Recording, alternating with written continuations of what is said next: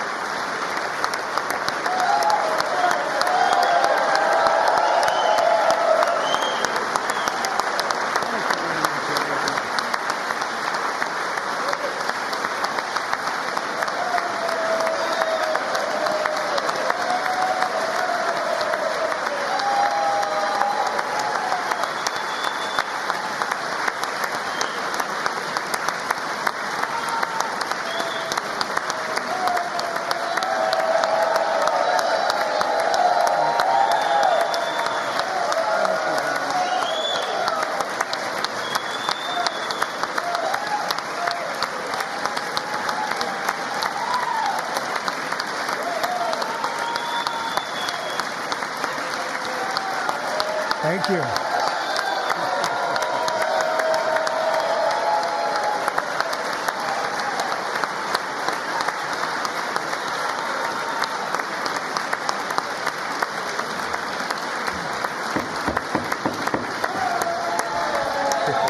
Thank you very much.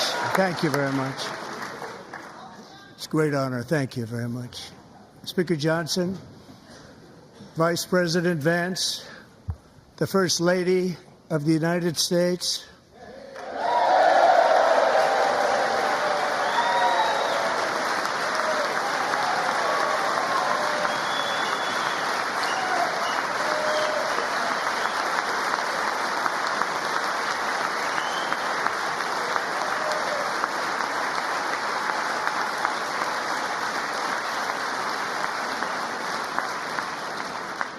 members of the United States Congress, thank you very much. And to my fellow citizens, America is back.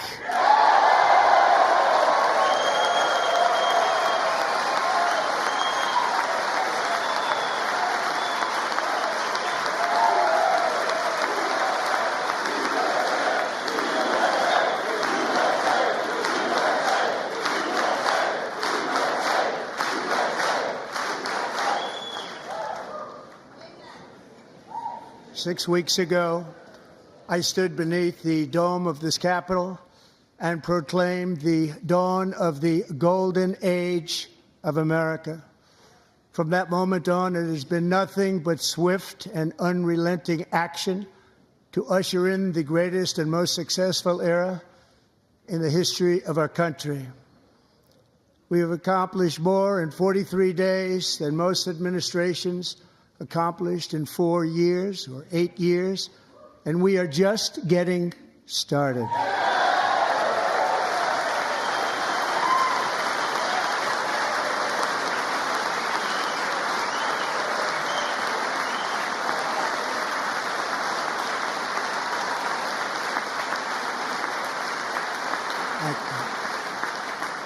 I return to this chamber tonight to report that America's momentum is back, our spirit is back, our pride is back, our confidence is back, and the American dream is surging bigger and better than ever before.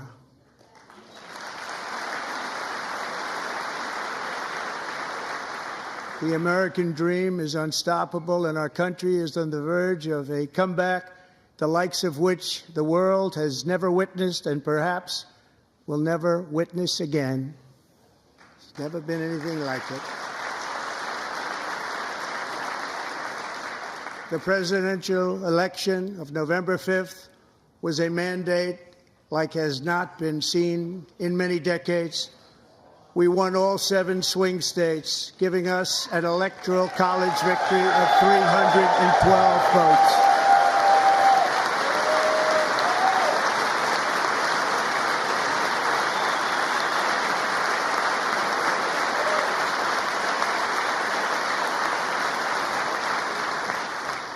We won the popular vote by big numbers and won counties in our country.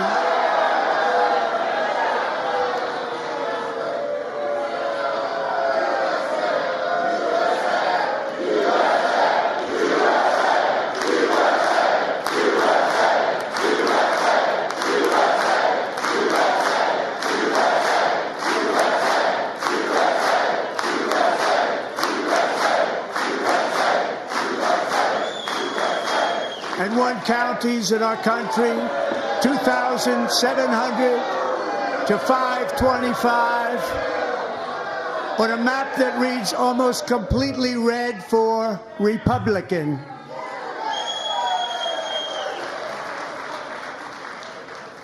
Now, for the first time in modern history, more Americans believe that our country is headed in the right direction than the wrong direction. In fact, it's an astonishing record, 27-point swing, the most ever.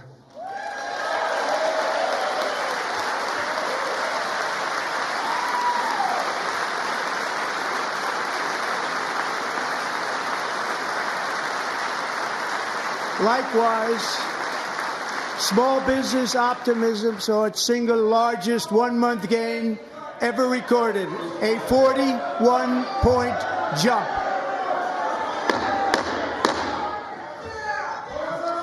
Members are directed to uphold and maintain decorum in the House and to cease any further disruptions. That's your warning.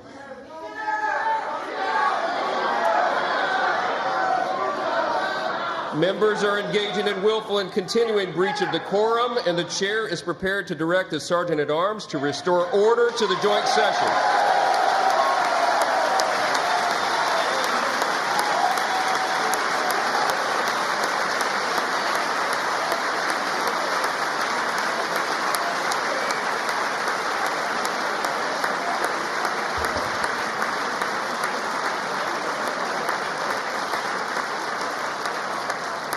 Mr. Green, take your seat. Take your seat, sir. Take your seat. Finding that members continue to engage in willful and concerted disruption of proper decorum, the chair now directs the Sergeant-at-Arms to restore order. Remove this gentleman from the chamber.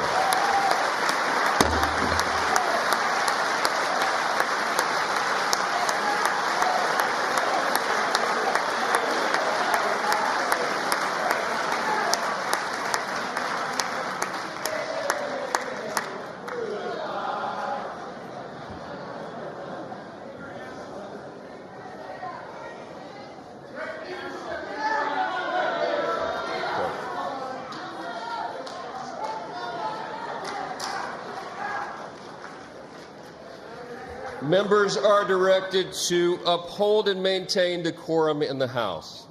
Mr. President, you continue. Thank you.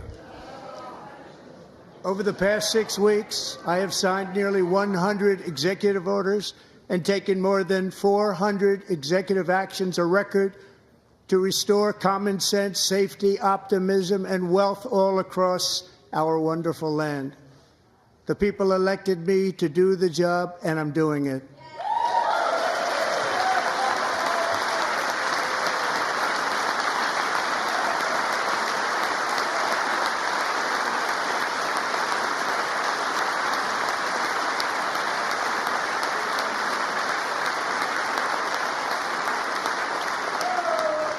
In fact, it has been stated by many that the first month of our presidency, it's our presidency, is the most successful in the history of our nation. By many.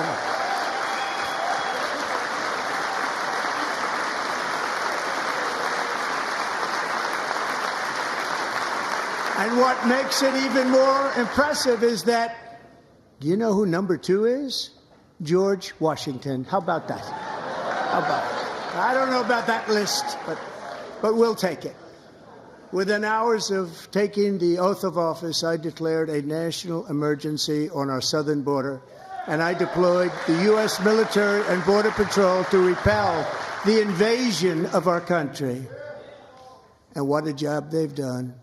As a result, illegal border crossings last month were by far the lowest ever recorded, ever.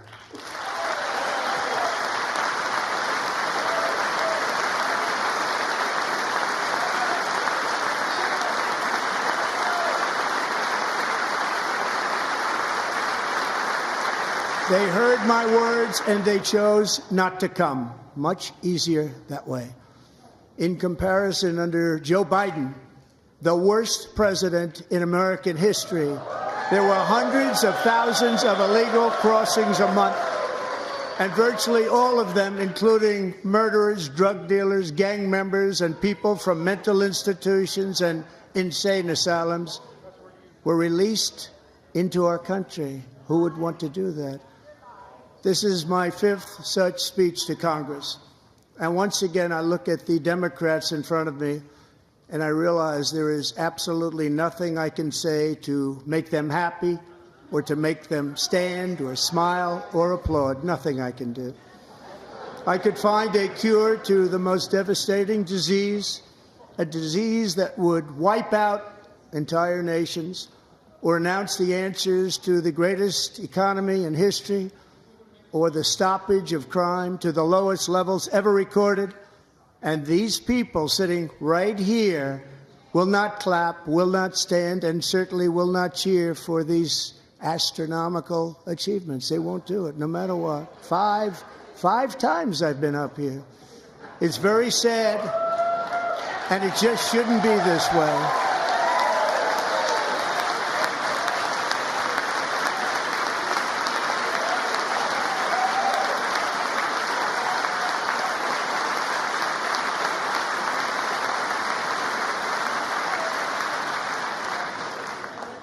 So Democrats sitting before me, for just this one night, why not join us in celebrating so many incredible wins for America? For the good of our nation, let's work together and let's truly make America great again.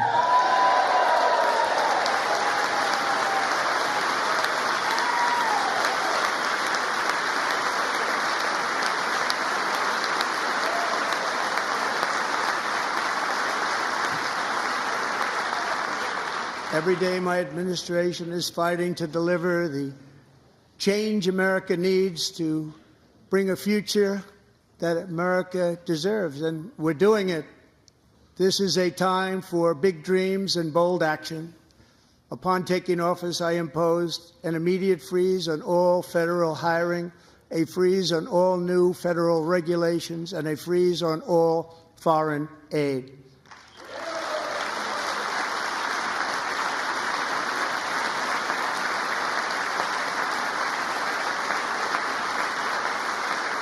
I terminated the ridiculous Green New Scam. I withdrew from the unfair Paris Climate Accord, which was costing us trillions of dollars that other countries were not paying. I withdrew from the corrupt World Health Organization.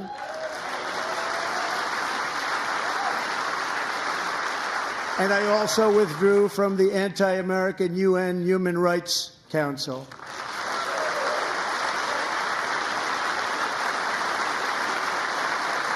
We ended all of Biden's environmental restrictions that were making our country far less safe and totally unaffordable. And importantly, we ended the last administration's insane electric vehicle mandate, saving our auto workers and companies from economic destruction.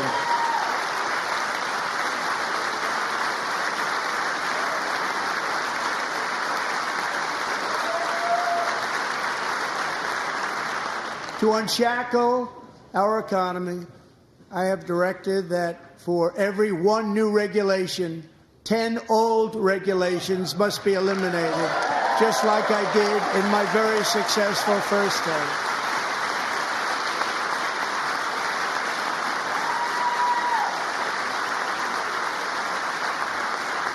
And in that first term, we set records on ending unnecessary rules and regulations like no other president had done before. We ordered all federal workers to return to the office.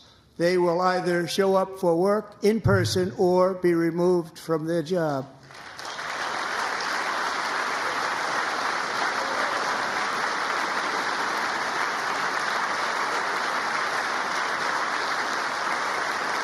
And we have ended weaponized government where, as an example, a sitting president is allowed to viciously prosecute his political opponent, like me. How did that work out? Not too good. Not too good.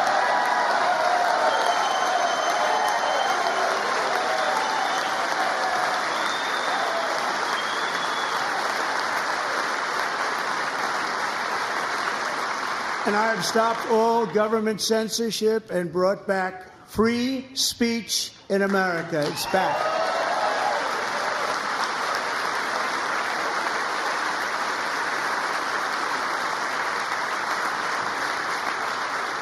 And 2 days ago, I signed an order making English the official language of the United States of America.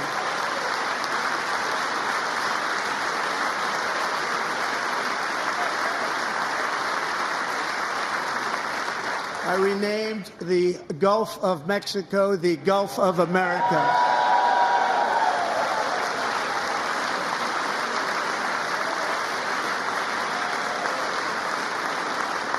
And likewise, I renamed, for a great president, William McKinley, Mount McKinley again. Beautiful Alaska. We love Alaska. We've ended the tyranny of so-called diversity, equity, and inclusion policies all across the entire federal government and indeed the private sector and our military. And our country will be woke no longer.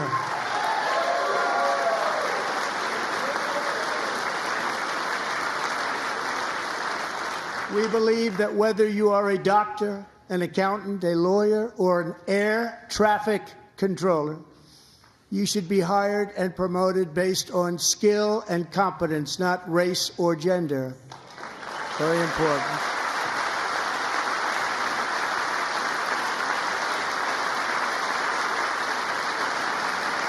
You should be hired based on merit. And the Supreme Court, in a brave and very powerful decision, has allowed us to do so. Thank you. Thank you very much. Thank you. We have removed the poison of critical race theory from our public schools, and I signed an order making it the official policy of the United States government that there are only two genders, male and female.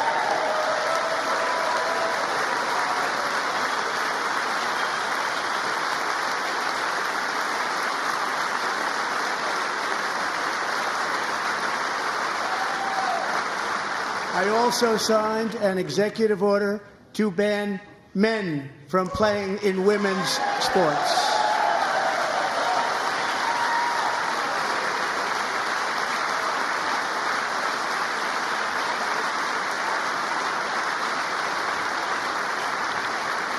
Three years ago, Peyton McNabb was an all-star high school athlete, one of the best, preparing for a future in college sports. But when her girls' volleyball match was invaded by a male, he smashed the ball so hard in Peyton's face, causing traumatic brain injury, partially paralyzing her right side, and ending her athletic career. It was a shot like she's never seen before. She's never seen anything like it. Peyton is here tonight in the gallery, and Peyton, from now on, schools will kick the men off the girls' team, or they will lose all federal funding.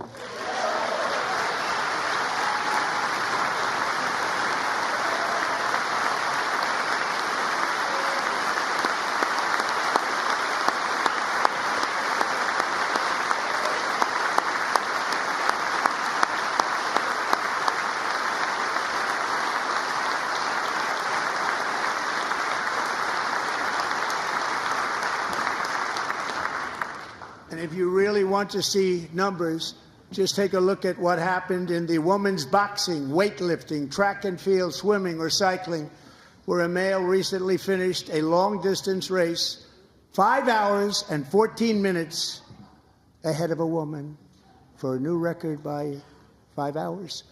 Broke the record by 5 hours. It's demeaning for women, and it's very bad for our country. We're not going to put up with it any longer.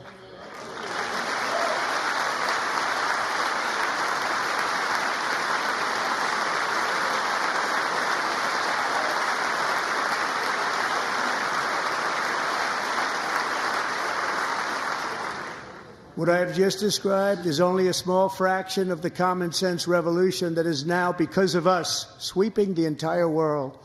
Common sense has become a common theme, and we will never go back. Never. Never going to let that happen. Among my very highest priorities is to rescue our economy and get dramatic and immediate relief to working families. As you know, we inherited from the last administration an economic catastrophe and an inflation nightmare. Their policies drove up energy prices, pushed up grocery costs, and drove the necessities of life out of reach for millions and millions of Americans. They've never had anything like it. We suffered the worst inflation in 48 years, but perhaps even in the history of our country. They're not sure. As president, I'm fighting every day to reverse this damage and make America affordable again.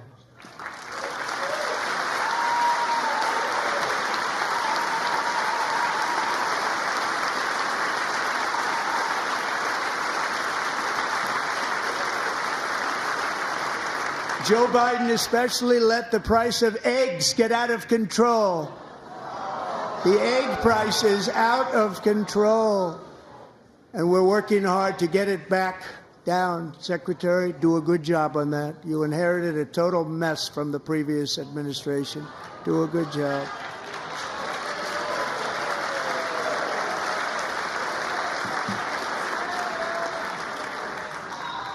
A major focus of our fight to defeat inflation is rapidly reducing the cost of energy. The previous administration cut the number of new oil and gas leases by 95%, slowed pipeline construction to a halt, and closed more than 100 power plants. We are opening up many of those power plants right now.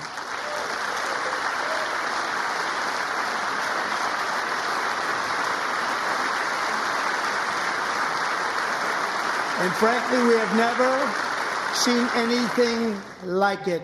That's why on my first day in office, I declared a national energy emergency. As you've heard me say many times, we have more liquid gold under our feet than any nation on earth, and by far.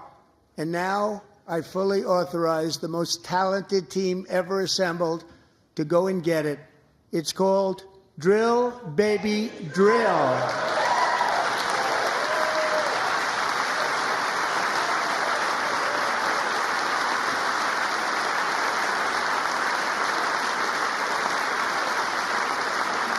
My administration is also working on a gigantic natural gas pipeline in Alaska, among the largest in the world, where Japan, South Korea, and other nations want to be our partner with investments of trillions of dollars each. There's never been anything like that one.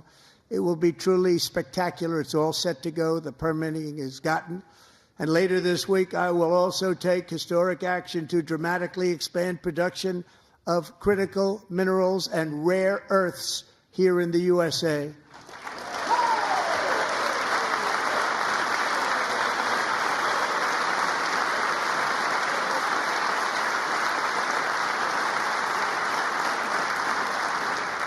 To further combat inflation, we will not only be reducing the cost of energy, but will be ending the flagrant waste of taxpayer dollars.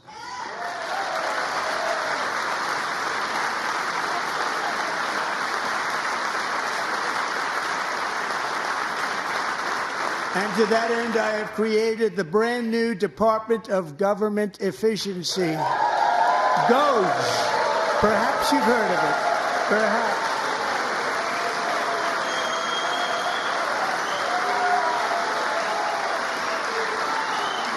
Which is headed by Elon Musk, who is in the gallery tonight.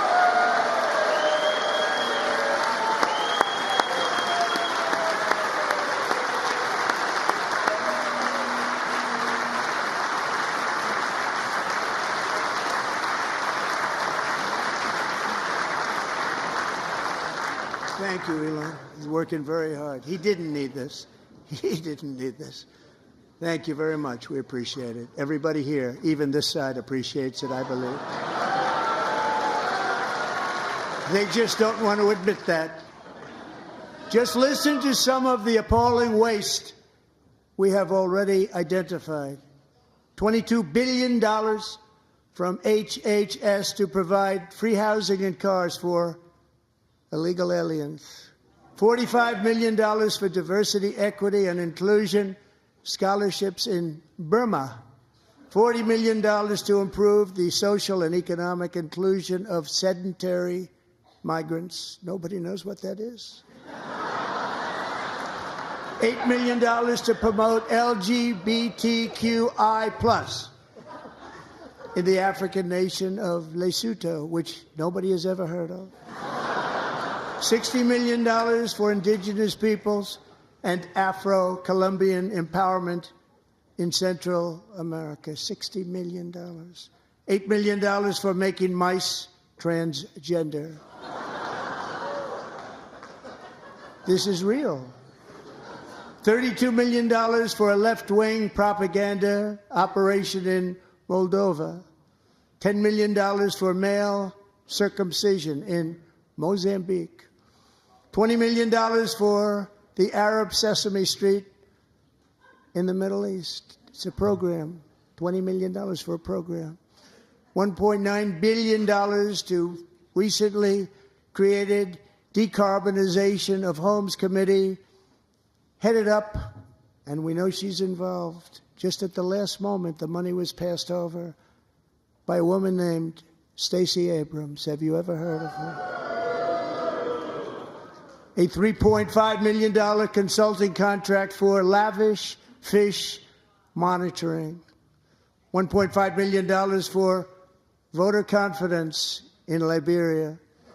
$14 million for social cohesion in Mali. $59 million for illegal alien hotel rooms in New York City. He's a real estate developer. He's done very well. $250,000 to increase vegan local climate action innovation in Zambia. $42 million for social and behavior change in Uganda. $14 million for improving public procurement in Serbia. $47 million for improving learning outcomes in Asia. Asia's doing very well with learning. I don't know what we're doing. We should use it ourselves. And $101 million for DEI contracts at the Department of Education, the most ever paid, nothing even like it. Under the Trump administration, all of these scams, and they're far worse, but I didn't think it was appropriate to talk about them. They're so bad.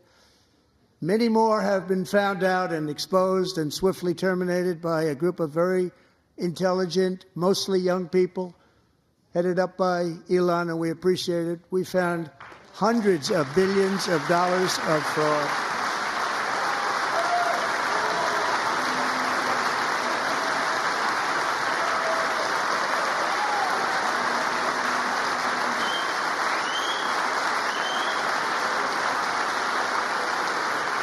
And we've taken back the money and reduced our debt to fight inflation and other things. Taken back a lot of that money. We got it just in time. This is just the beginning. The Government Accountability Office, a federal government office, has estimated annual fraud of over $500 billion in our nation, and we are working very hard to stop it. We're going to. We're also identifying shocking levels of incompetence and probable fraud in the Social Security program for our seniors, and that our seniors and people that we love rely on. Believe it or not, government databases list 4.7 million Social Security members from people aged 100 to 109 years old. It lists 3.6 million people from ages 110 to 119. I don't know any of them. I know some people that are rather elderly, but not quite that elderly. 3.47 million people from ages 120 to 129. 3.9 million people from ages 130 to 139. 3.5 million people from ages 140 to 149. And money is being paid to many of them, and we're searching right now. In fact, Pam, good luck. Good luck. You're going to find it. But a lot of money is paid out to people because it just keeps getting paid, and nobody does. And it really hurts Social Security and hurts our country. 1.3 million people from ages 150 to 159, and over 130,000 people, according to the Social Security databases, are age over 160 years old. We have a healthier country than I thought, Bobby.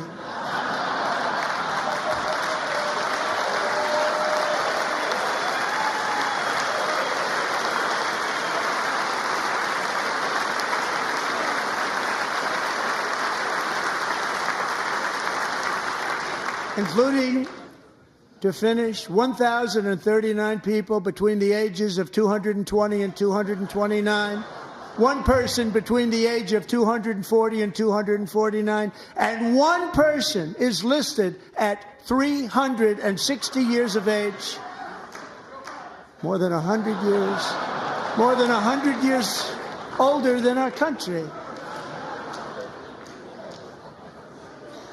But we're going to find out where that money's going, and it's not going to be pretty. By slashing all of the fraud, waste, and theft we can find, we will defeat inflation, bring down mortgage rates, lower car payments and grocery prices, protect our seniors, and put more money in the pockets of American families.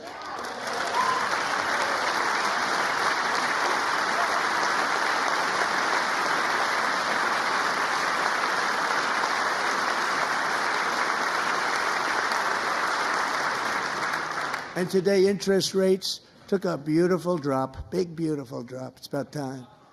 And in the near future, I want to do what has not been done in 24 years, balance the federal budget. We're going to balance it.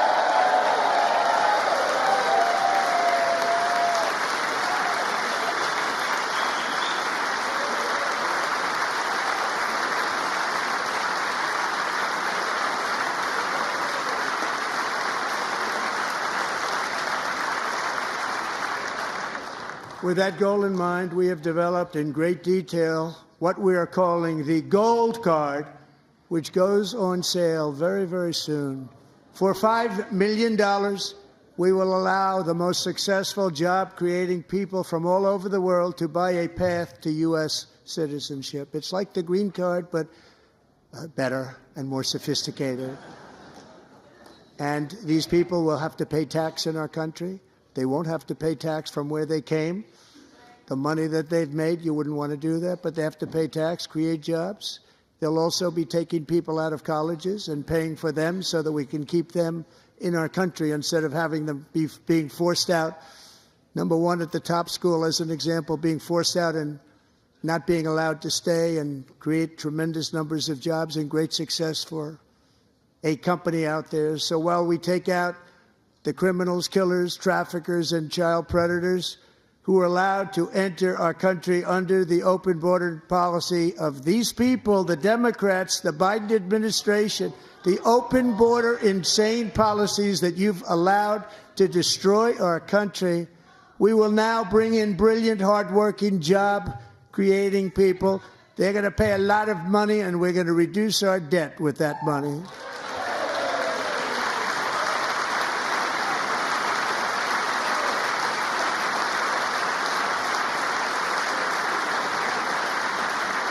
Americans have given us a mandate for bold and profound change. For nearly 100 years, the federal bureaucracy has grown until it has crushed our freedoms, ballooned our deficits, and held back America's potential in every possible way. The nation founded by pioneers and risk-takers now drowns under millions and millions of pages of regulations and debt. Approvals that should take 10 days to get instead take 10 years, 15 years, and even 20 years before you're rejected. Meanwhile, we have hundreds of thousands of federal workers who have not been showing up to work. My administration will reclaim power from this unaccountable bureaucracy, and we will restore true democracy to America again.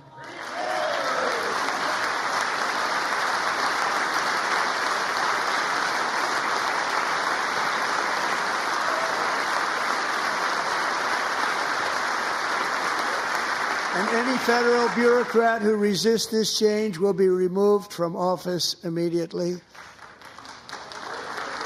Because we are draining the swamp. It's very simple. And the days of rule by unelected bureaucrats are over.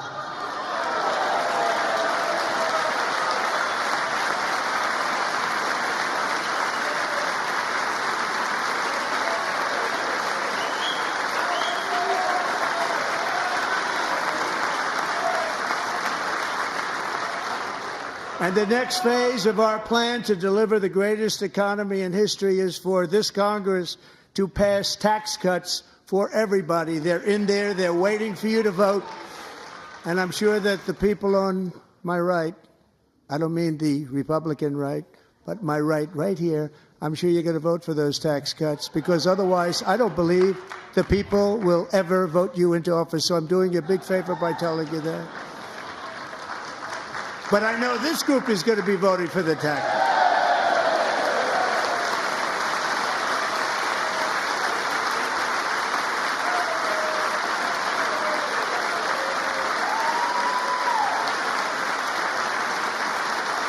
Thank you. It's a very, very big part of our plan. We had tremendous success in our first term with it. A very big part of our plan. We're seeking permanent income tax cuts all across the board. And to get urgently needed relief to Americans hit especially hard by inflation, I'm calling for no tax on tips, no tax on overtime, and no tax on Social Security benefits for our great seniors.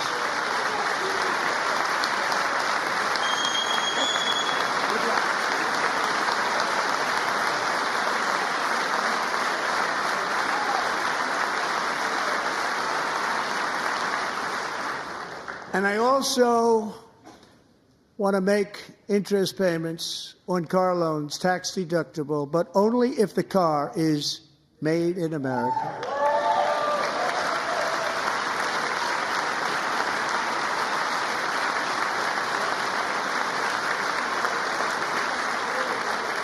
And by the way, we're going to have growth in the auto industry like nobody's ever seen. Plants are opening up all over the place. Deals are being made. Never seen. That's a combination of the election win and tariffs. It's a beautiful word, isn't it? That, along with our other policies, will allow our auto industry to absolutely boom. It's going to boom.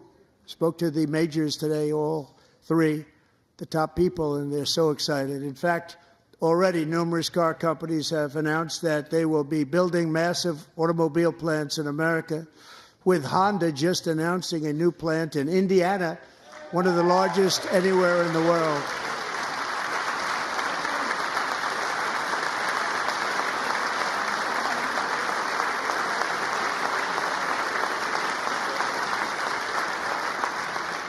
And this has taken place since our great victory on November 5th, a date which will hopefully go down as one of the most important in the history of our country.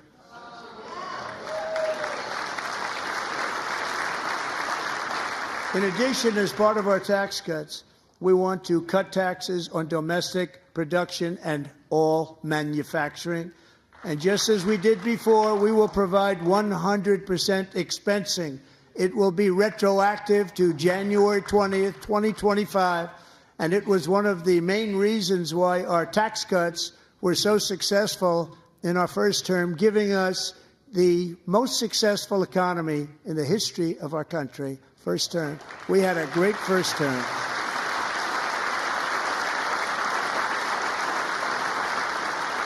If you don't make your product in America, however, under the Trump administration, you will pay a tariff, and in some cases, a rather large one.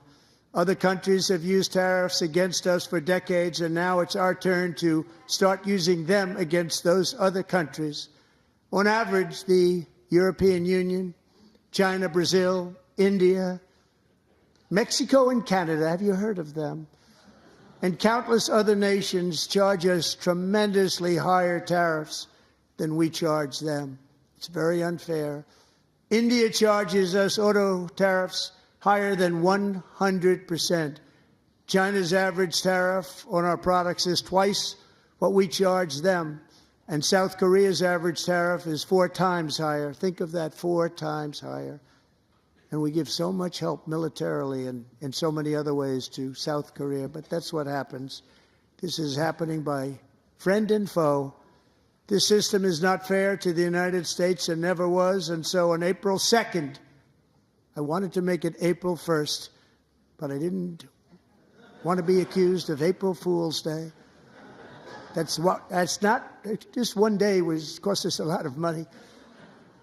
But we're going to do it in April. I'm a very superstitious person. April 2nd, reciprocal tariffs kick in. And whatever they tariff us, other countries, we will tariff them. That's reciprocal, back and forth. Whatever they tax us, we will tax them. If they do non-monetary tariffs to keep us out of their market, then we will do non-monetary barriers to keep them out of our market. There's a lot of that, too. They don't even allow us in their market. We will take in trillions and trillions of dollars and create jobs like we have never seen before. I did it with China and I did it with others, and the Biden administration couldn't do anything about it because there was so much money they couldn't do anything about it. We have been ripped off for decades by nearly every country on earth, and we will not let that happen any longer.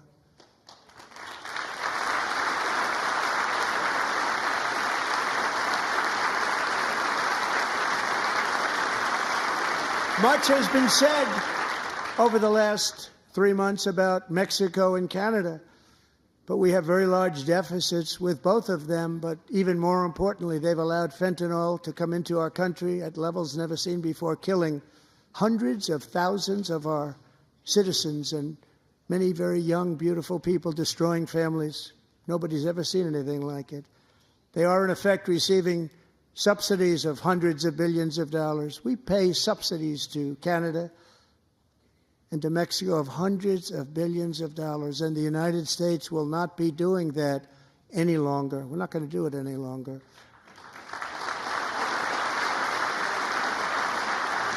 Thanks to our America First policies we're putting into place, we have had $1.7 trillion of new investment in America in just the past few weeks. The combination of the election and our economic policies that people of SoftBank, one of the most brilliant anywhere in the world, announced a $200 billion investment. OpenAI and Oracle, Larry Ellison, announced $500 billion investment, which they wouldn't have done if Kamala had won. Apple announced $500 billion investment. Tim Cook called me. He said, I cannot spend it fast enough. It's going to be much higher than that, I believe. They'll be building their plants here instead of in China. And just yesterday, Taiwan Semiconductor, the biggest in the world, most powerful in the world, has a tremendous amount, 97% of the market, announced a $165 billion investment to build the most powerful chips on earth right here in the USA.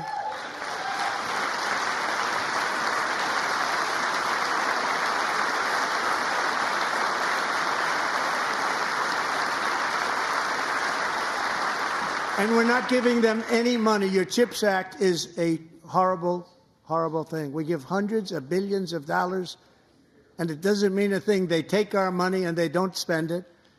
All that meant to them, we're giving them no money. All that was important to them was they didn't want to pay the tariffs, so they came and they're building, and many other companies are coming. We don't have to give them money.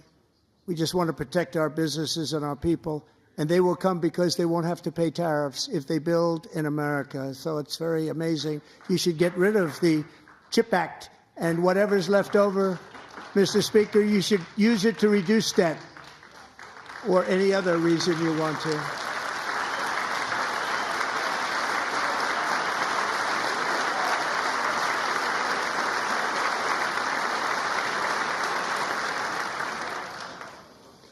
Our new trade policy will also be great for the American farmer. I love the farmer,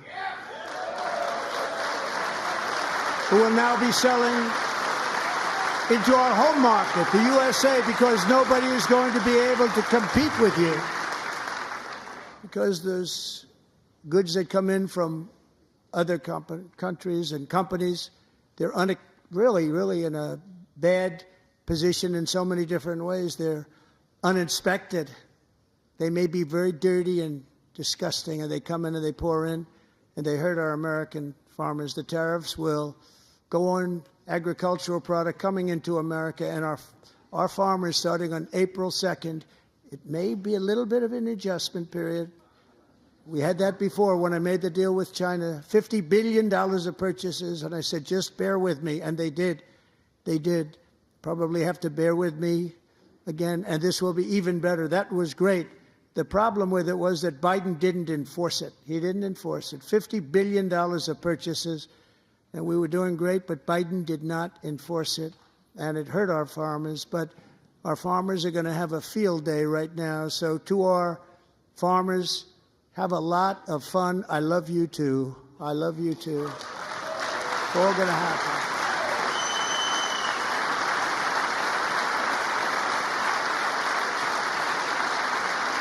And I have also imposed a 25% tariff on foreign aluminum, copper, lumber, and steel, because if we don't have, as an example, steel and lots of other things, we don't have a military, and frankly, we just won't have a country very long. Here today is a proud American steelworker, fantastic person from Decatur, Alabama, Jeff Denard.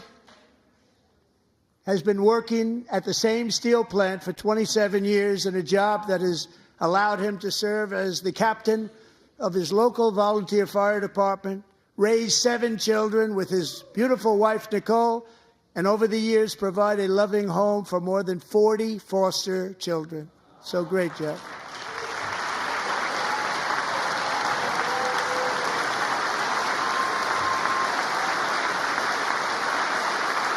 Thank you, Jeff. Thank you, Jeff.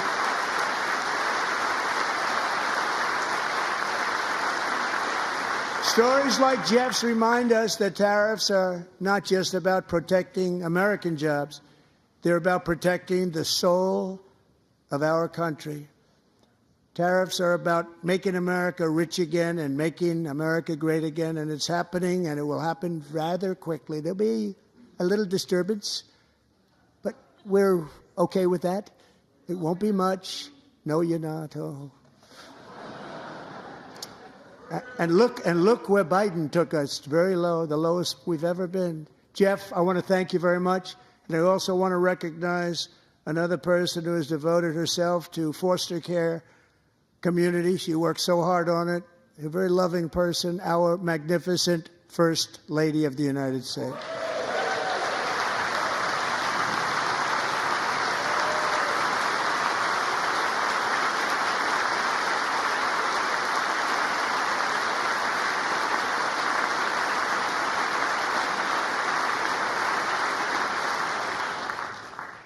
Melania's work has yielded incredible results, helping prepare our nation's future leaders as they enter the workforce.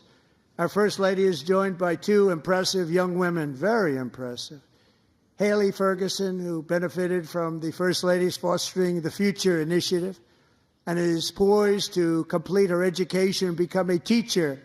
And Elliston Berry, who became a victim of an illicit deepfake image produced by a peer.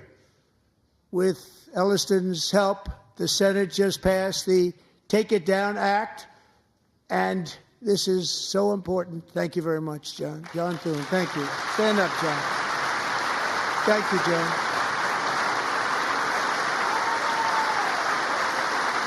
Thank you all very much.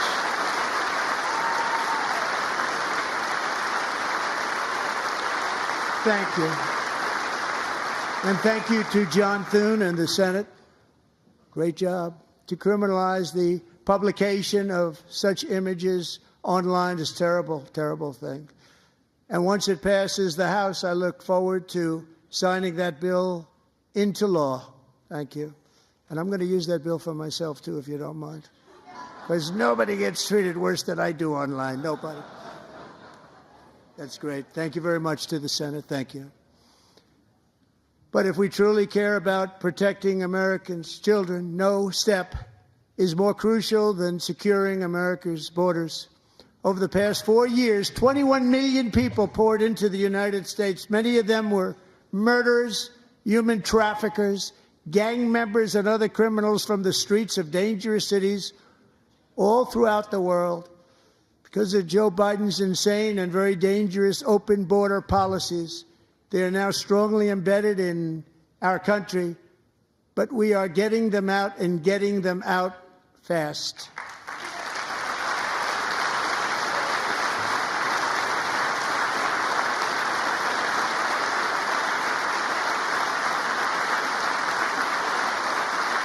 And I want to thank Tom Homan and Christy. I want to thank you and Paul of Border Patrol.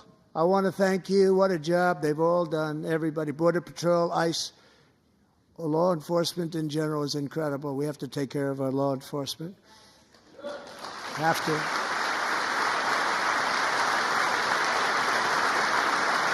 Last year,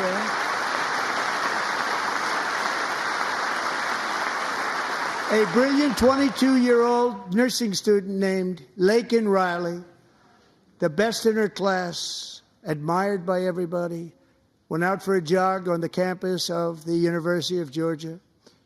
That morning, Laken was viciously attacked, assaulted, beaten, brutalized, and horrifically murdered. Laken was stolen from us by a savage illegal alien gang member who was arrested while trespassing across Biden's open southern border and then set loose into the United States under the heartless policies of that failed administration. It was indeed a failed administration. He had then been arrested and released in a Democrat-run sanctuary city, a disaster, before ending the life of this beautiful young angel. With us this evening are Laken's beloved mother, Allison, and her sister, Lauren.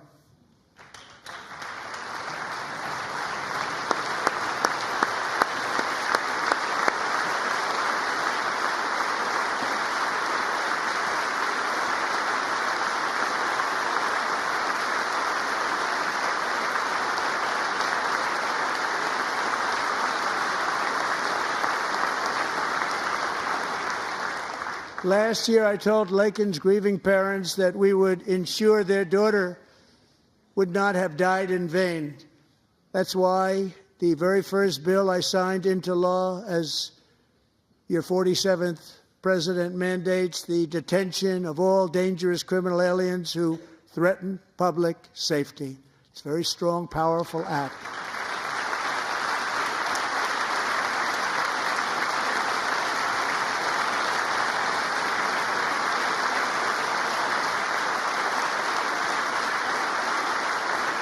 It's called the Laken-Riley Act. So Allison and Lauren, America will never, ever forget our beautiful Laken Hope Riley.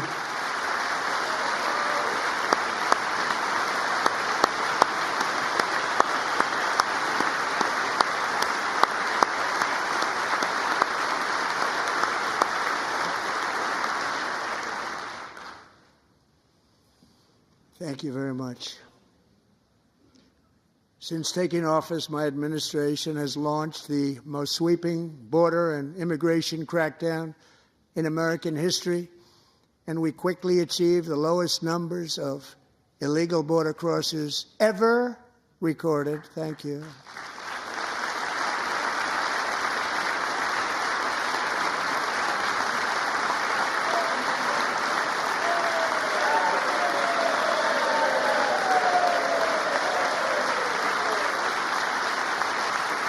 The media and our friends in the Democrat Party kept saying we needed new legislation. We must have legislation to secure the border.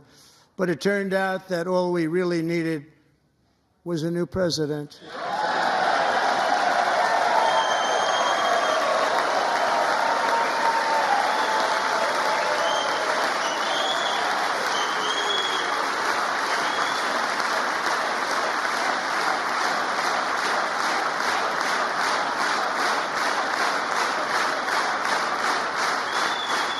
Thank you. Joe Biden didn't just open our borders, he flew illegal aliens over them to overwhelm our schools, hospitals, and communities throughout the country. Entire towns like Aurora, Colorado, and Springfield, Ohio, buckled under the weight of the migrant occupation and corruption like nobody's ever seen before. Beautiful towns destroyed. Now, just as I promised in my inaugural address, we are achieving the great liberation of America.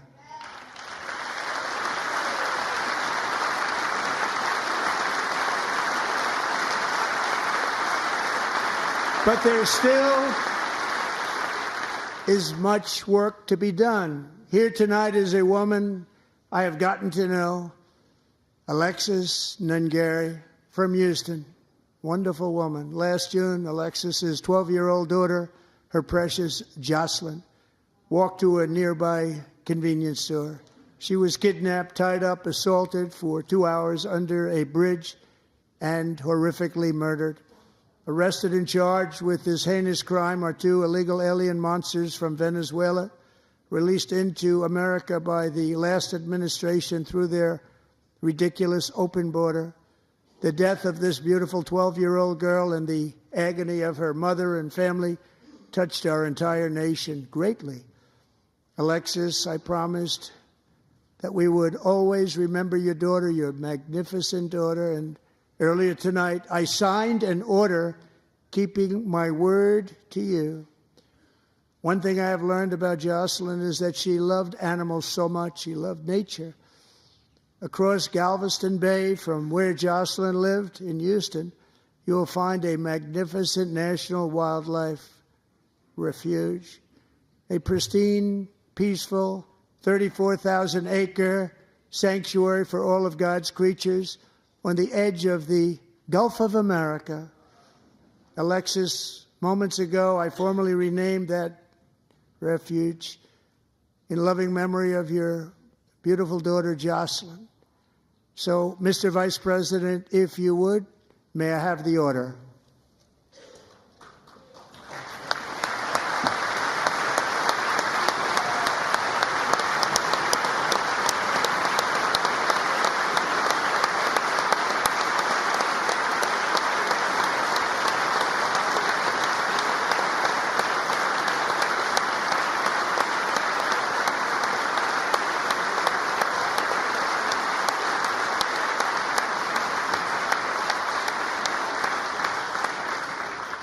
Thank you very much.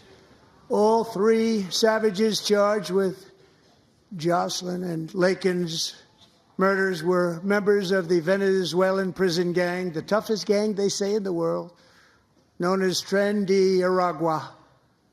2 weeks ago, I officially designated this gang, along with MS-13 and the bloodthirsty Mexican drug cartels, as foreign terrorist organizations.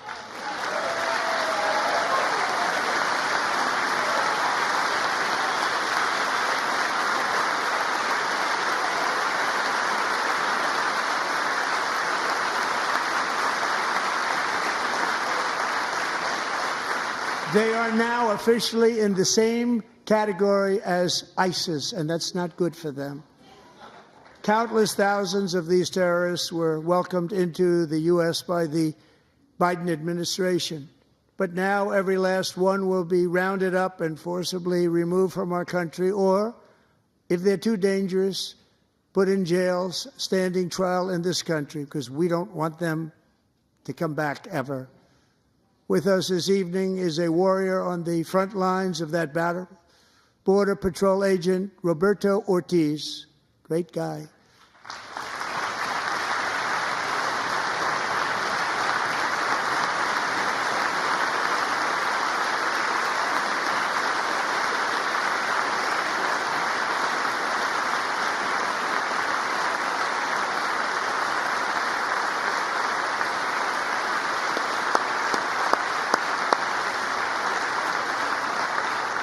In January, Roberto and another agent were patrolling by the Rio Grande near an area known as Cartel Island. Doesn't sound too nice to me.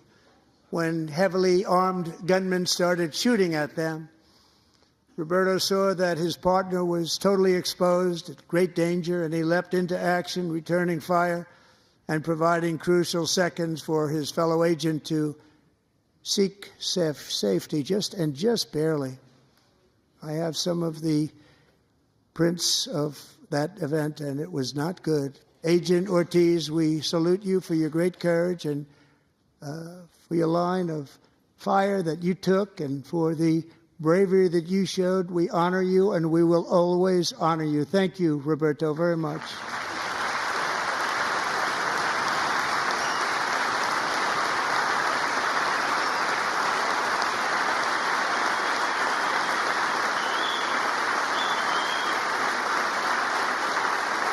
Thank you, Roberto.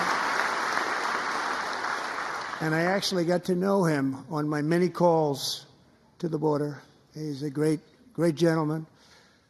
The territory to the immediate south of our border is now dominated entirely by criminal cartels that murder, rape, torture, and exercise total control. They have total control over a whole nation, posing a grave threat to our national security. The cartels are waging war in America, and it's time for America to wage war on the cartels, which we are doing.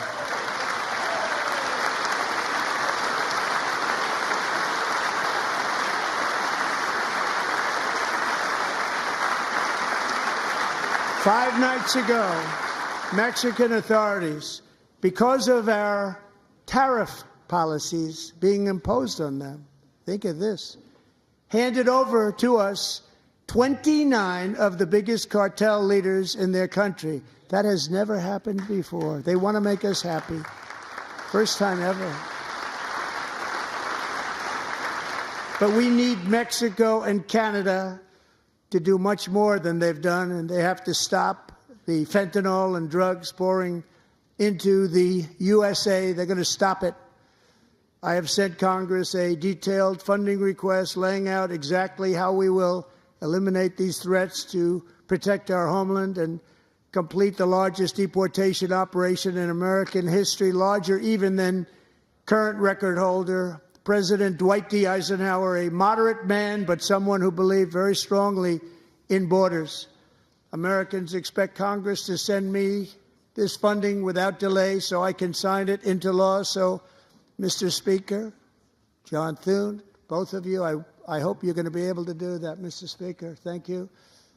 Mr. Leader, thank you. Thank you very much. And let's get it to me. I'll sign it so fast, you won't even believe it.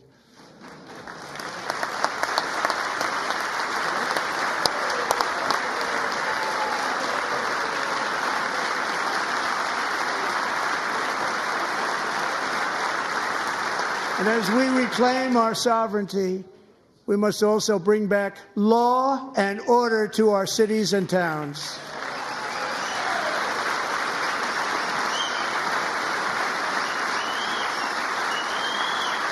In recent years, our justice system has been turned upside down by radical left lunatics. Many jurisdictions virtually ceased enforcing the law against dangerous repeat offenders while weaponizing law enforcement against political opponents like me. My administration has acted swiftly and decisively to restore fair, equal, and impartial justice under the constitutional rule of law, starting at the FBI and the DOJ. Pam, good luck. Cash, wherever you may be, good luck. Good luck. Pam Bondi. Good luck. So important. Going to do a great job. Cash, thank you. Thank you, Cash.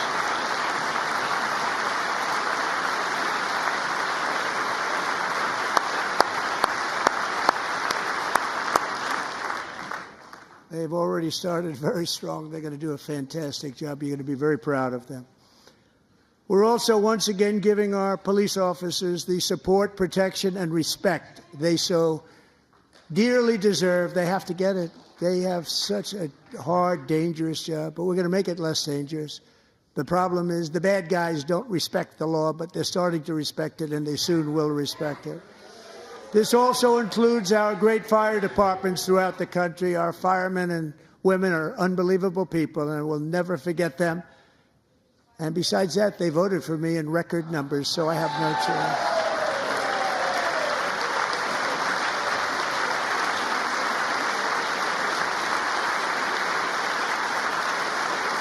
One year ago this month, 31-year-old New York police officer Jonathan Diller, unbelievably wonderful person and a great officer, was gunned down at a traffic stop on Long Island. I went to his funeral.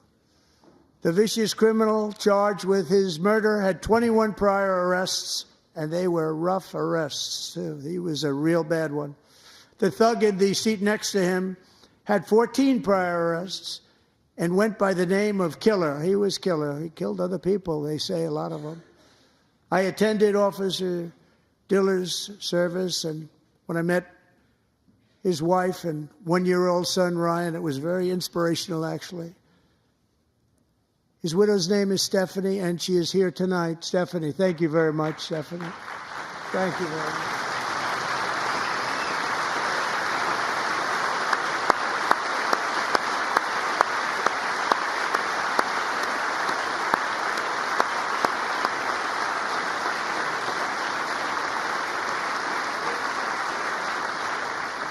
Stephanie, we're going to make sure that Ryan knows his dad was a true hero, New York's finest, and we're going to get these cold-blooded killers and repeat offenders off our streets, so we're going to do it fast.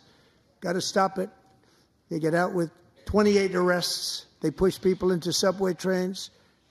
They hit people over the head, back of the head with baseball bats. We got to get them out of here. I've already signed an executive order requiring a mandatory death penalty for anyone who murders a police officer, and tonight I'm asking Congress to pass that policy into permanent law.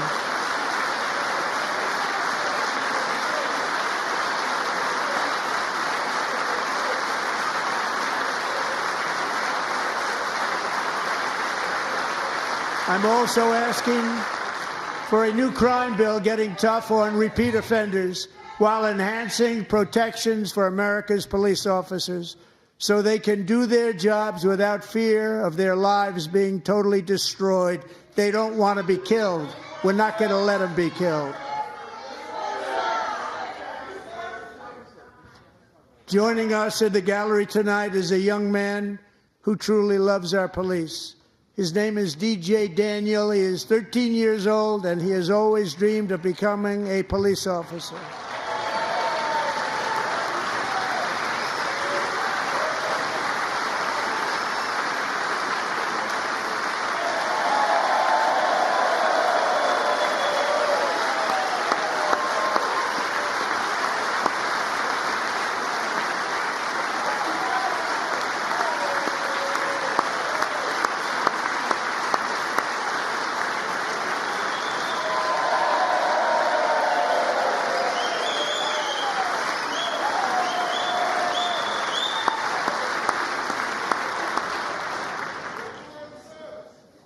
But in 2018, DJ was diagnosed with brain cancer. The doctors gave him 5 months at most to live. That was more than 6 years ago.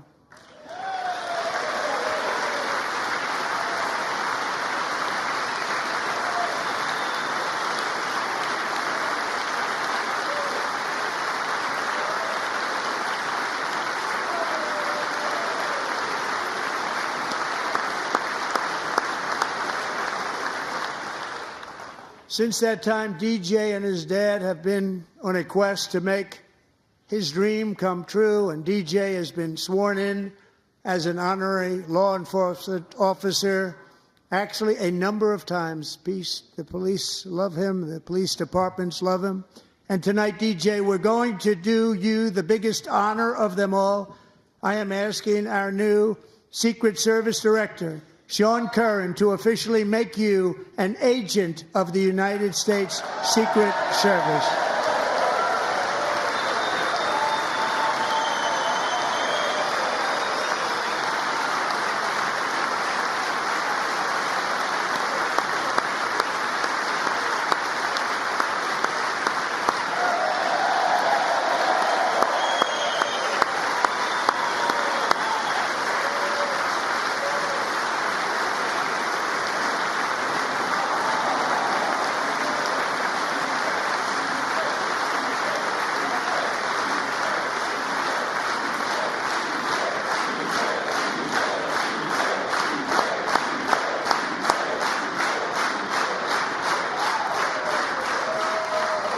Thank you, DJ.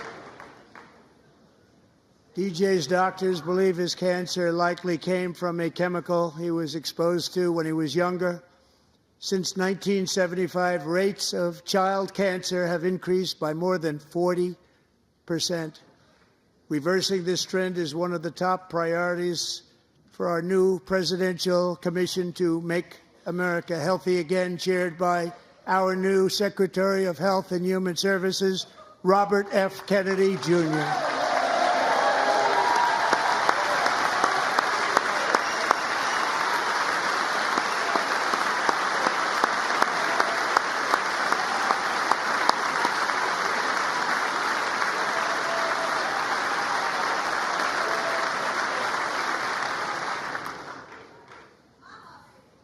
With the name Kennedy, you would have thought everybody over here would have been cheering.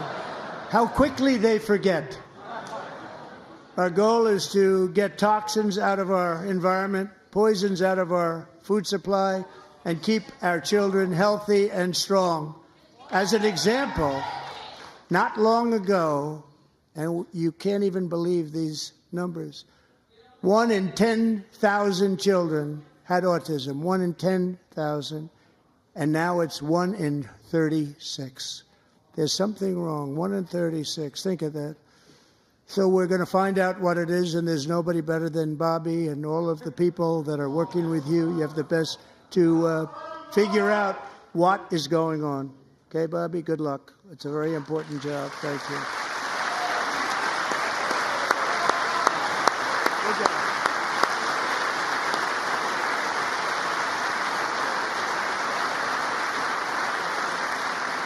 Thank you. My administration is also working to protect our children from toxic ideologies in our schools. A few years ago, January Littlejohn and her husband discovered that their daughter's school had secretly socially transitioned their 13-year-old little girl. Teachers and administrators conspired to deceive January and her husband while encouraging her daughter to use a new name and pronouns. They, them pronoun, actually, all without telling January, who is here tonight and is now a courageous advocate against this form of child abuse. January, thank you. Thank you. Thank you very much.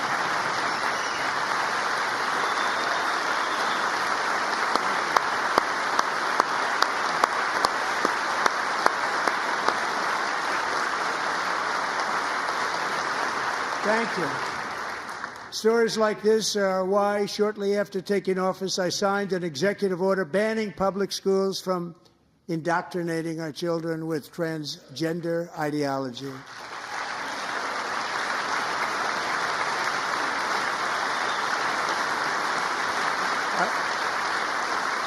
I also signed an order to cut off all taxpayer funding to any institution that engages in the sexual mutilation of our youth.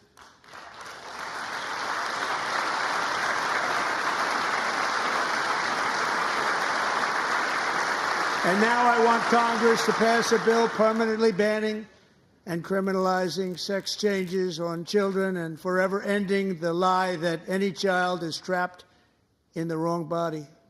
This is a big lie.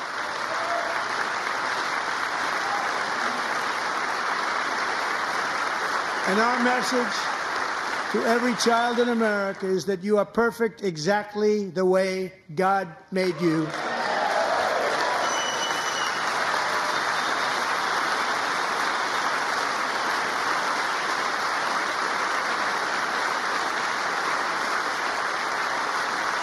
Because we're getting wokeness out of our schools and out of our military, and it's already out, and it's out of our society. We don't want it.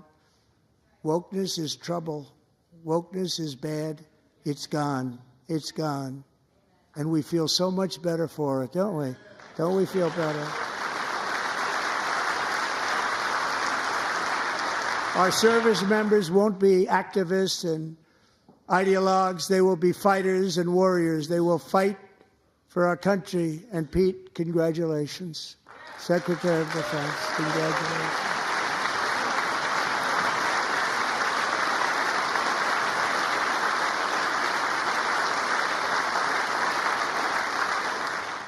And he's not big into the woke movement, I can tell you.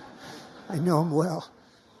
I am pleased to report that in January, the U.S. Army had its single best recruiting month in 15 years, and that all armed services are having among the best recruiting results ever in the history of our services.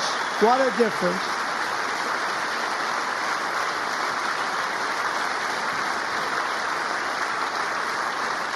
And you know, it was just a few months ago where the results were exactly the opposite. We couldn't recruit anywhere. We couldn't recruit. Now we're having the best results just about that we've ever had. What a tremendous turnaround. It's really a beautiful thing to see. People love our country again. It's very simple. They love our country, and they love being in our military again. So it's a great thing, and thank you very much. Great job. Thank you.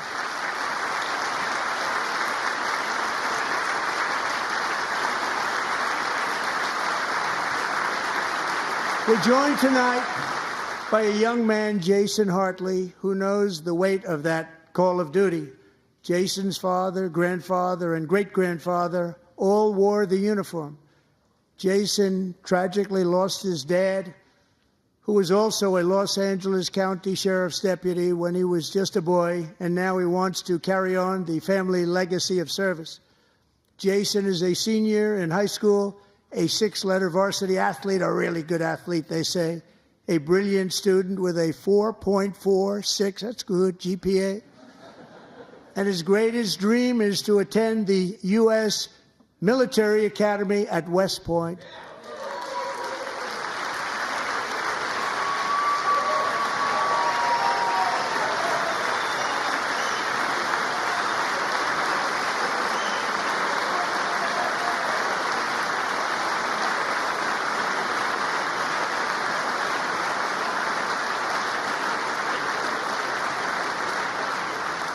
And Jason, that's a very big deal getting in. That's a hard one to get into. But I'm pleased to inform you that your application has been accepted. You will soon be joining the Corps of Cadets.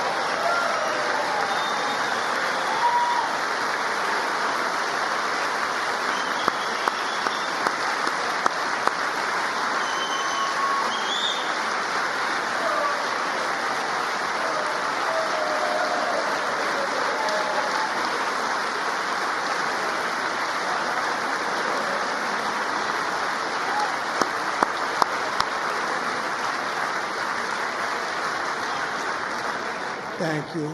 Jason, you're going to be on the long gray line, Jason. As Commander-in-Chief, my focus is on building the most powerful military of the future. As a first step, I'm asking Congress to fund a state-of-the-art Golden Dome missile defense shield to protect our homeland, all made in the USA.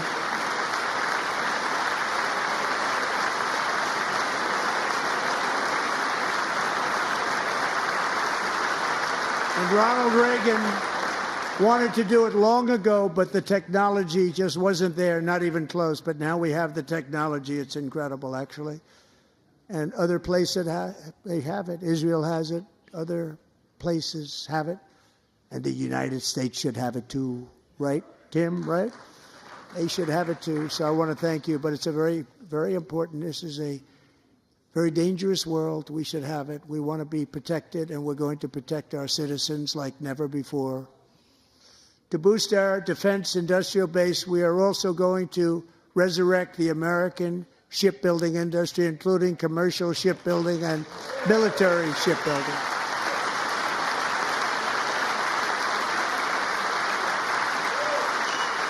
And for that purpose, I am announcing tonight that we will create a new Office of Shipbuilding in the White House and offer special tax incentives to bring this industry home to America where it belongs. We used to make so many ships.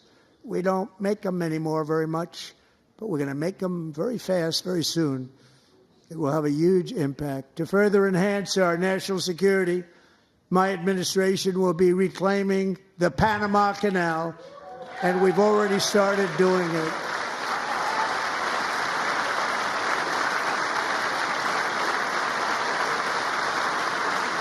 Just today, a large American company announced they are buying both ports around the Panama Canal and lots of other things having to do with the Panama Canal and a couple of other canals.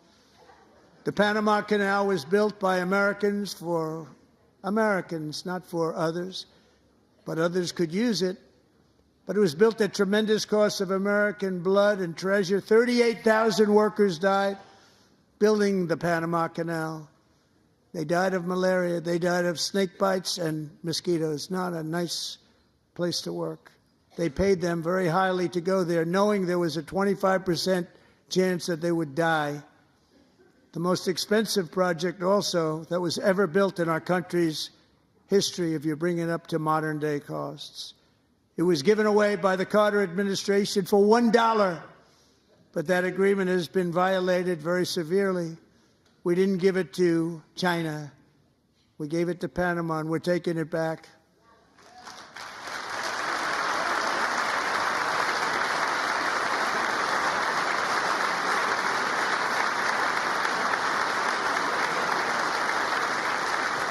And we have Marco Rubio in charge. Good luck, Marco. Now, we know who to blame if anything goes wrong. Marco's been amazing, and he's going to do a great job. Think of it. He got 100 votes. You know, he was approved with actually 99, but the 100th was this gentleman, and I feel very certain. So let's assume he got 100 votes. And I'm either very, very happy about that or I'm very concerned about it. But he's already proven. I mean, he's a great gentleman. He's respected by everybody, and we appreciate you voting for Marco. He's going to do a fantastic job. Thank you. Thank you. He's doing a great job. Great job. And I also have a message tonight for the incredible people of Greenland. We strongly support your right to determine your own future. And if you choose, we welcome you into the United States of America. We need Greenland for national security and even international security, and we're working with everybody involved to try and get it. But we need it really for international world security, and I think we're going to get it. One way or the other, we're going to get it. We will keep you safe. We will make you rich, and together we will take Greenland to heights like you have never thought possible before. It's a very small population, but very, very large piece of land and very, very important for military security. America is once again standing strong against the forces of radical Islamic terrorism. 3.5 years ago, ISIS terrorists killed 13 American service members and countless others in the Abbey Gate bombing during the disastrous and incompetent withdrawal from Afghanistan. Not that they were withdrawing, it was the way they withdrew. Perhaps the most embarrassing moment in the history of our country.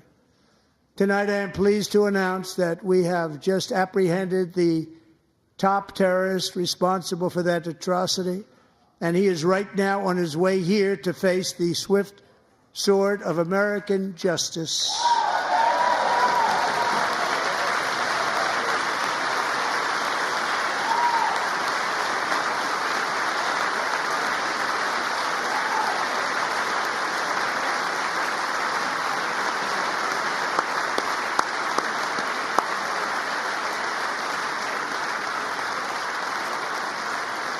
And I want to thank especially the government of Pakistan for helping arrest this monster.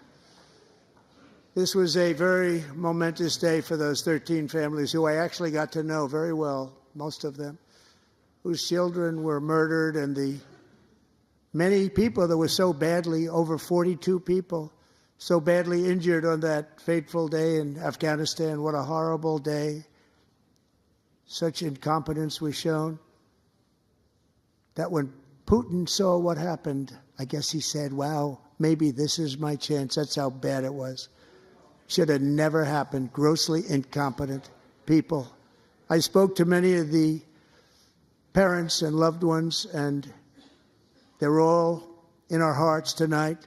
Just spoke to them on the phone. We had a big call every one of them called, and everybody was on the line, and they did nothing but cry with happiness. They were very happy, as happy as you can be under those circumstances. Their child, brother, sister, son, daughter was killed for no reason whatsoever.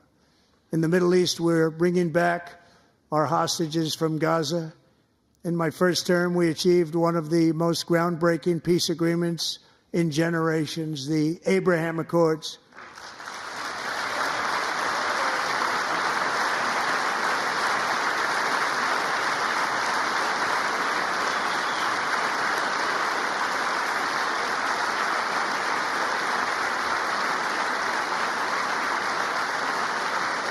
And now we're going to build on that foundation to create a more peaceful and prosperous future for the entire region. A lot of things are happening in the Middle East. People have been talking about that so much lately with everything going on with Ukraine and Russia. But a lot of things are happening in the Middle East. It's a rough neighborhood, actually. I'm also working tirelessly to end the savage conflict in Ukraine. Millions of Ukrainians and Russians have been needlessly killed or wounded in this horrific and brutal conflict with no end in sight. The United States has sent hundreds of billions of dollars to support Ukraine's defense with no security, with no anything.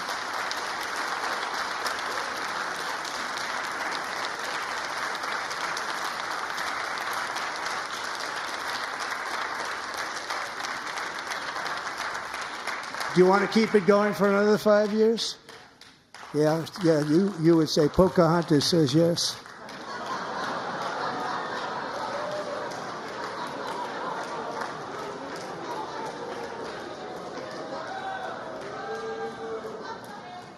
"2,000 people are being killed every single week.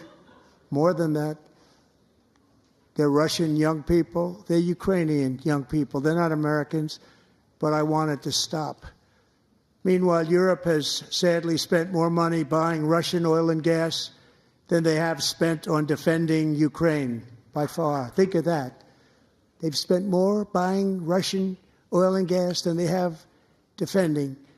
And we've spent perhaps $350 billion, like taking candy from a baby. That's what happened. And they've spent $100 billion. What a difference that is.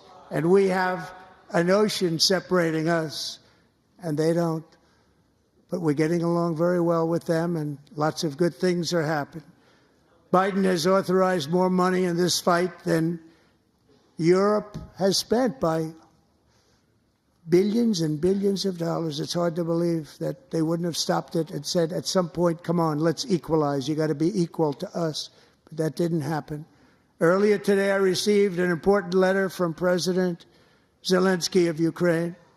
The letter reads, Ukraine is ready to come to the negotiating table as soon as possible to bring lasting peace closer. Nobody wants peace more than the Ukrainians, he said. My team and I stand ready to work under President Trump's strong leadership to get a peace that lasts. We do really value how much America has done to help Ukraine maintain its sovereignty and independence. Regarding the agreement on minerals and security, Ukraine is ready to sign it at any time that is convenient for you. I appreciate that he sent this letter, just got it a little while ago. Simultaneously, we've had serious discussions with Russia and have received strong signals that they are ready for peace. Wouldn't that be beautiful? Wouldn't that be beautiful?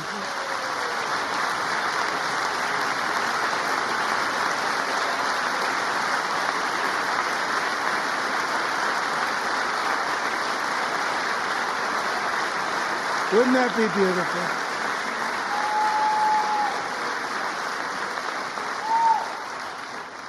It's time to stop this madness. It's time to halt the killing. It's time to end this senseless war. If you want to end wars, you have to talk to both sides. Nearly 4 years ago, amid rising tensions, a history teacher named Mark Fogel was detained in Russia and sentenced to 14 years in a penal colony. Rough stuff.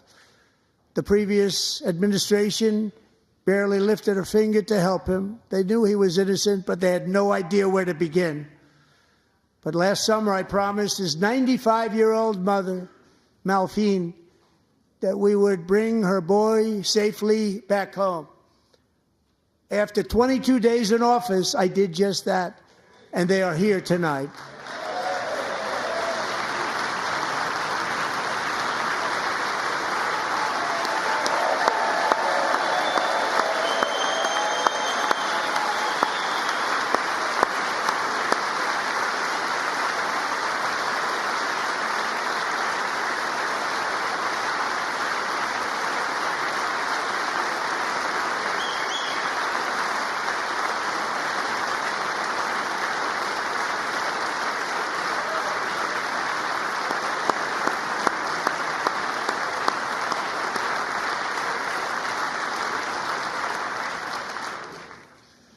To Mark and his great mom, we are delighted to have you safe and sound and with us. As fate would have it, Mark Fogel was born in a small rural town in Butler, Pennsylvania. Have you heard of it? Where his mother has lived for the past 78 years. I just happened to go there last July 13th for a rally.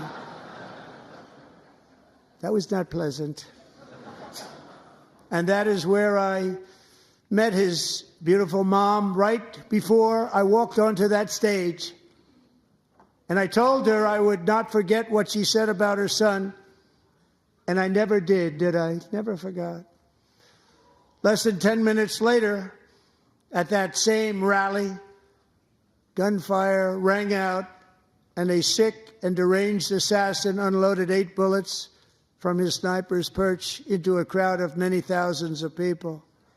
My life was saved by a fraction of an inch, but some were not so lucky.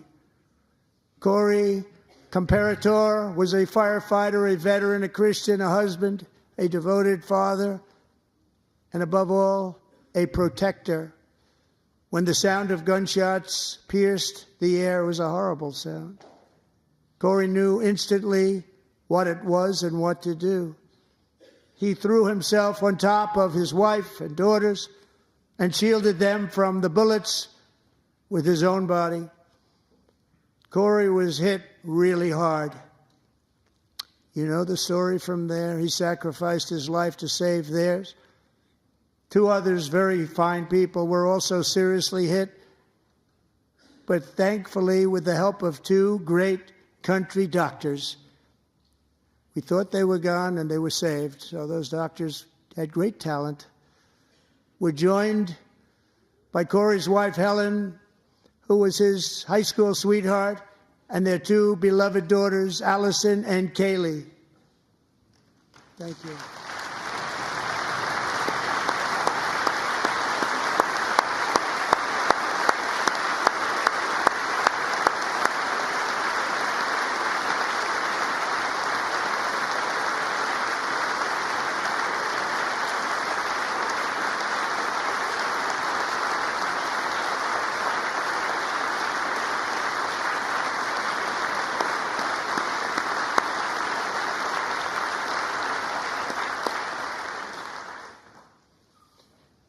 To Helen, Allison, and Kaylee, Corey is looking down on his 3 beautiful ladies right now, and he is cheering you on. He loves you.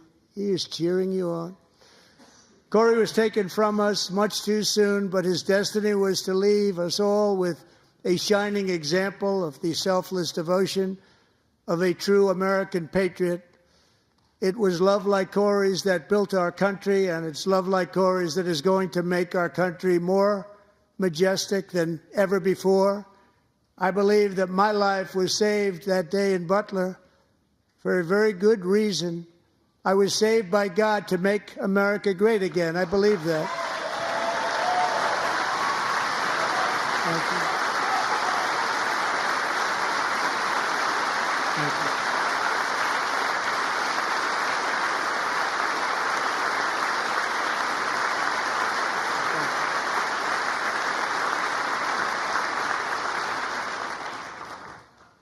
Thank you very much. From the patriots of Lexington and Concord to the heroes of Gettysburg and Normandy, from the warriors who crossed the Delaware to the trailblazers who climbed the Rockies, and from the legends who soared at Kitty Hawk to the astronauts who touched the moon, Americans have always been the people who defied all odds, transcended all dangers, made the most extraordinary sacrifices, and did whatever it took to defend our children, our country, and our freedom.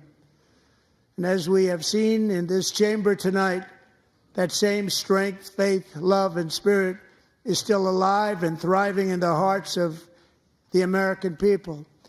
Despite the best efforts of those who would try to censor us, silence us, break us, destroy us, Americans are today a proud, free, sovereign, and independent nation that will always be free, and we will fight for it till death. We will never let anything happen to our beloved country, because we are a country of doers, dreamers, fighters, and survivors. Our ancestors crossed a vast ocean, strode into the unknown wilderness, and carved their fortunes from the rock and soil of a perilous and very dangerous frontier. They chased our destiny across a boundless continent.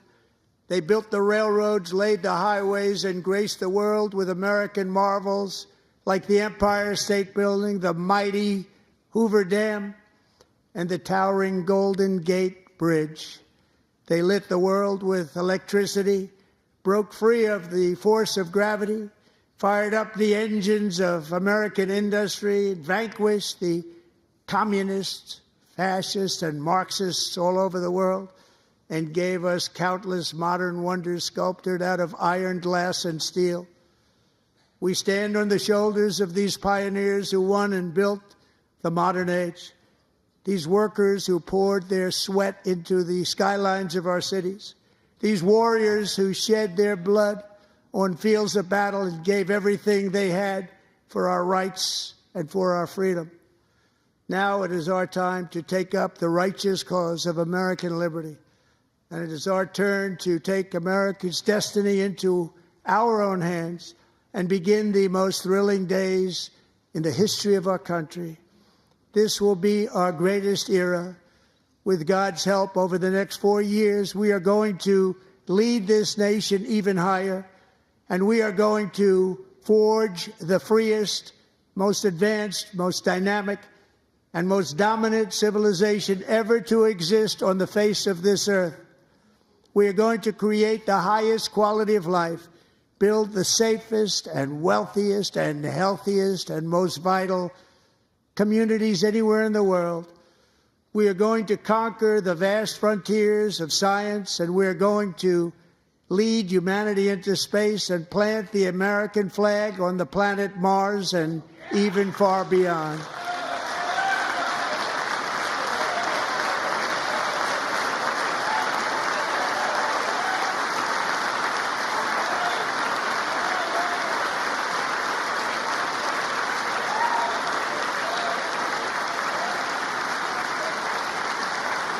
And through it all, we are going to rediscover the unstoppable power of the American spirit. And we are going to renew unlimited promise of the American dream. Every single day, we will stand up and we will fight, fight, fight for the country our citizens believe in and for the country our people deserve.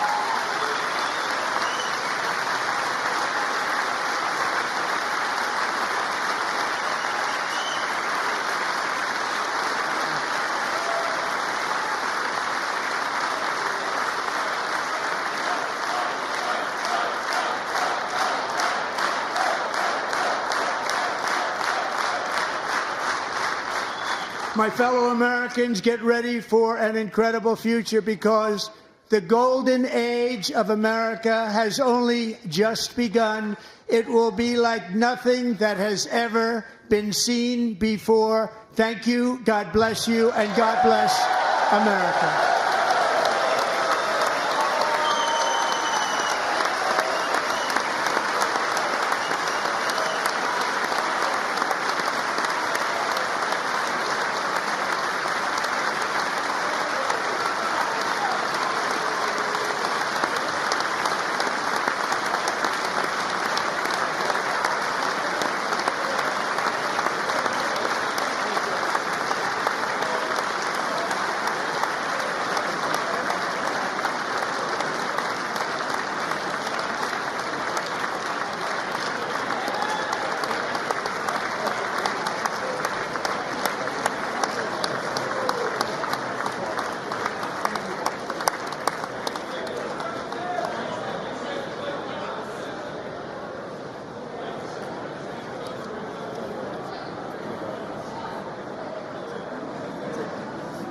Thank you very much. Great job. Thank you. Great honor. Thank you. Thank you. Get this place going, all right? Thank you. It's a great honor. Thank you. Thank you, Mr. President. Thank you very much.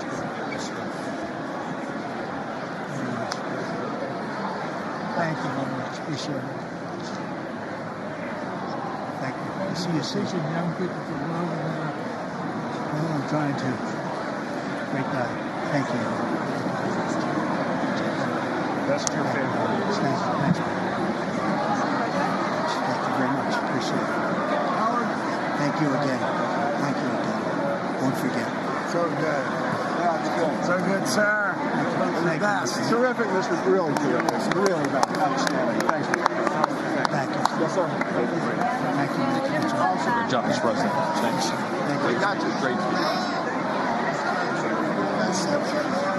President, one of your best speeches. Thanks again, Mr. President. Thank you, Mr. President. Thanks for the phone call last night, too. Absolutely. You know that. Thank you for your help. I'll do it. Just give me these videos. I'm not going to get it. Sorry. Thank you, everybody. Great speeches. Great speech. Best speech ever. Yes. Good. Good job.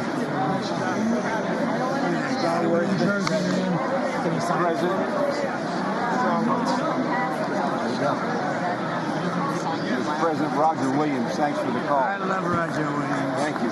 You don't have to introduce yourself. Mr. President. I know you better than you do, Roger. Thank you so much. My great baseball player. America Good is- job. Great job you're doing. America is back. Thank you so much, Welcome you Mr. back to President. Pennsylvania anytime, sir. They stood for. Thank you all. They stood for another country, not our country. That was phenomenal. It's hard to believe, isn't it? That was fantastic, sir. That was Thank you very much. Thank you. quick selfie. Mr. President. Good job, Mr. President. Great job. Thank you so much. Great speech, sir. Great speech.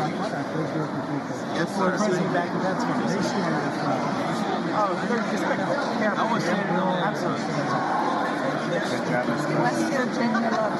Oh, good. How you doing? All right? Did you get a chance to shake his hand earlier? Do you want me to get a picture of you shaking his hand or anything? You're good. Thank you very much.